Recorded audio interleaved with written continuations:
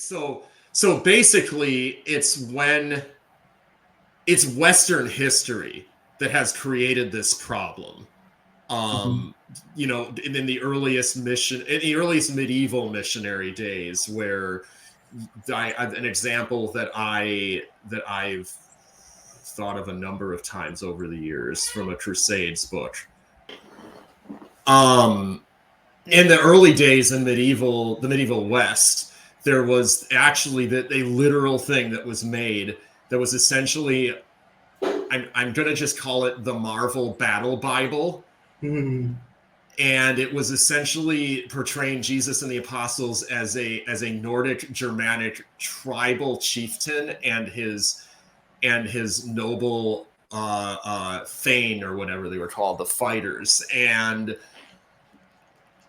each culture, I think, kind of did this to one degree or another. And you're crossing a line there where, for example, in the medieval West, this appropriation and the idea that they made every Bible character look like themselves, in part because they were just so ignorant that they thought that their world had always been the way it was, but in part because of that ethno thing, it ended up legitimating a lot of bad societal practices, and turning Jesus into something that he really wasn't. Now, bring this all the way up into the modern context, and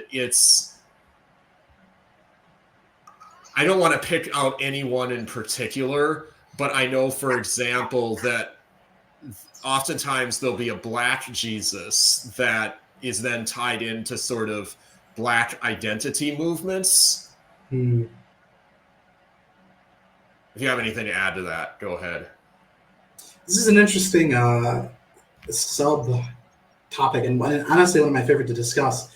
I feel like I've seen this a lot before, and I find it strange when done in most contexts, but I have seen it done well. I'll put it that. And I don't want to just focus on the black example, because so I just wanted a brief sort of comment on that. But also there is still, I mean, white Jesus is a real thing. Like, that's a real phenomenon, and that and for a lot of Americans makes it easy to baptize or to like unbaptize Christianity, essentially, and equate it with generally conservative politics. Although on the left, you just end up portraying Jesus as basically whatever a member of or a beneficiary, mostly interested in whatever oppressed group you happen to be campaigning for. Yeah. But then to transition this over on the right, that sort of American red, white, and blue white Jesus becomes the justification for, like we were talking about in the last program, someone like George W. Bush to say, invading Iraq, that this, that he's doing it. I mean, he kind of scrubbed it from the public record, but at one point he literally said, we're going on a crusade against terrorism.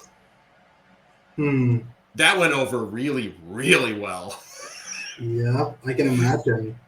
But that's that appropriation thing again, where not sort of the left woke idea of it, but like literally taking the Lord, who as in his humanity had an actual identity insofar as such things matter. And what we're getting at ultimately, of course, is that they really don't matter. But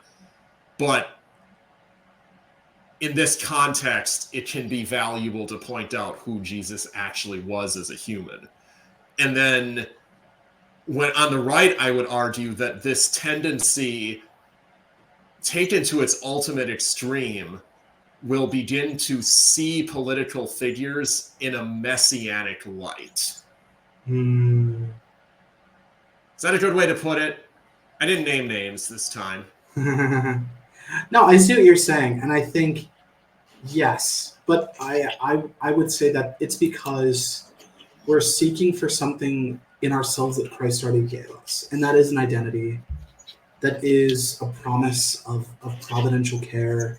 Got on the list, right? And so when you leave the confines of Christianity, you're kind of making it you're making society, culture, interpersonal relationships, personal identity. You're making it yourself, and you can't. It becomes an idol, right? Because it's connected from the true purpose of worship, that is God.